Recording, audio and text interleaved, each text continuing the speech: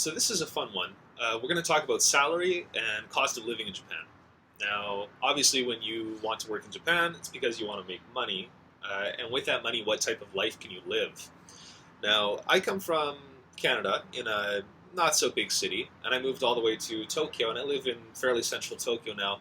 So I have a very good, I think, perspective on what life is like abroad and basically what type of salary and cost of living you can expect living in Tokyo. Uh, I will start off by saying that I know for a fact that Osaka, Kyoto, and anywhere smaller than Tokyo basically is going to be cheaper than Tokyo. But there are reasons to live in Tokyo um, above and beyond the salary. And also, the salary that you make in Tokyo is generally going to support your life in Tokyo. And I think the same could be said in the countryside. You're going to make less money there, but you're going to have about the same kind of quality of life or standard of living there.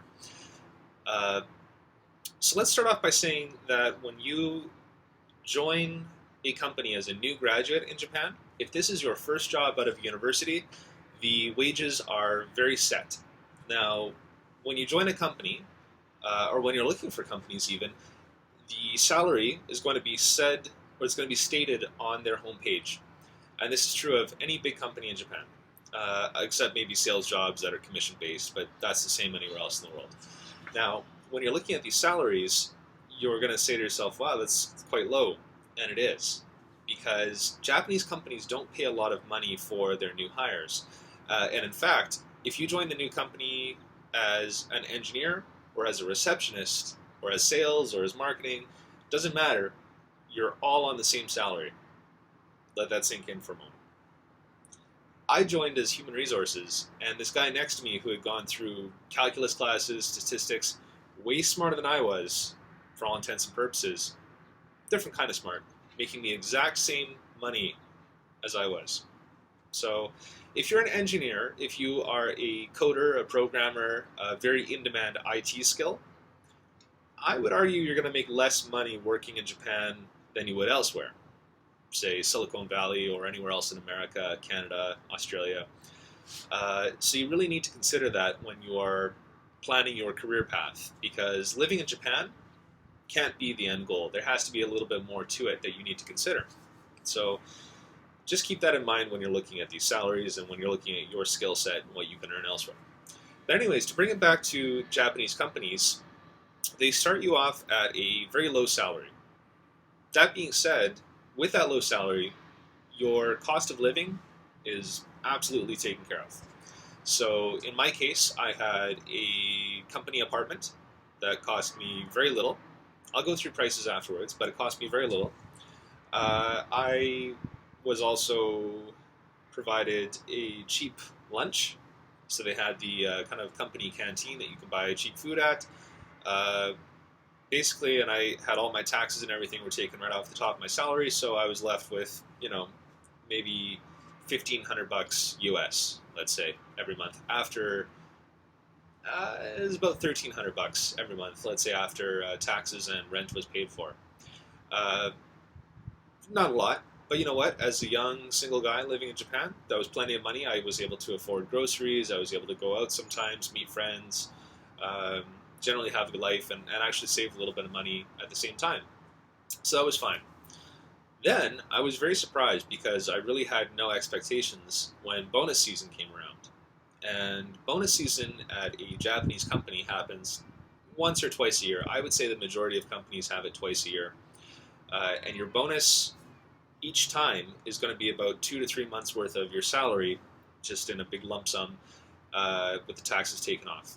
So if I was making 2,000 US a month in salary, come bonus time, all of a sudden I got $5,000 in my account, after taxes, that I hadn't really expected. I was very surprised and pleased with this, and that money went a long way towards my savings. So even if you think that the initial salary is low, from what you see stated on these company pages, you need to remember that there's also a bonus on top of that typically. Now, the one drawback to the bonus is obviously the company controls that much money, and you aren't entitled to it if you quit before the bonus.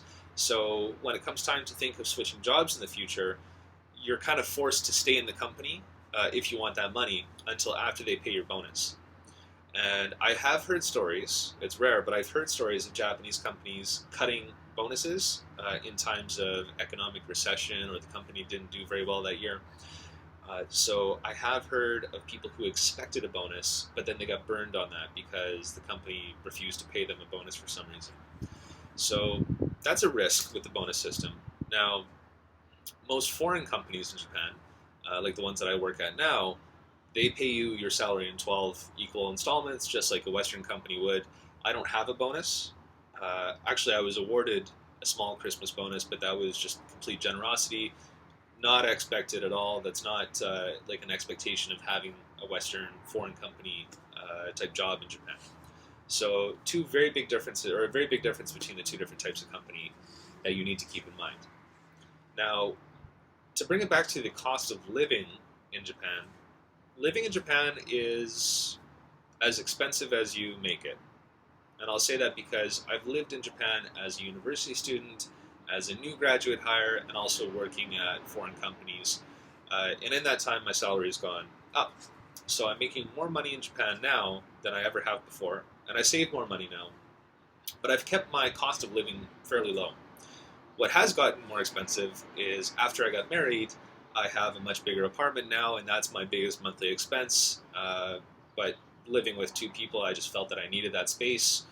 And it could be cheaper, but I also chose to pay more money for an apartment because I don't like riding the train that much. So I chose to live much closer to my work so I don't have to ride the train as much. And that costs money to live in central Tokyo. Now, prior to this, I've lived in 6 different places in 5 years. So I've lived almost everywhere in and around the Tokyo region. And I will say that the further you get from central Tokyo, the cheaper it gets technically.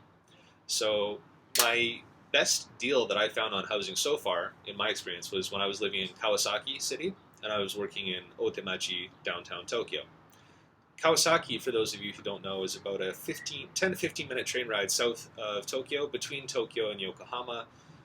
It's a small, like a lot of people who live there tend not to work in Kawasaki so much, they work in Tokyo or Yokohama. So it's almost like a bedroom town. There's a little bit more going on than, say, in Saitama or something like that, but it's certainly not like a super exciting place to live, but it's very reasonable. So my apartment there was a 1 LDK, which means 1 bedroom, living room, dining room, kitchen. And that was, I think, 47 square meters, and it cost me 900-ish US a month. And so compared to my rent in Canada, that was actually significantly cheaper for about the same size place. And it was a really decent apartment. Now, it was kind of far from the station. It was about a 15-minute walk to the station. And then it was about a 20-minute commuter train ride into Tokyo, which was kind of miserable for me every morning, every evening. But the cost of living wasn't very high.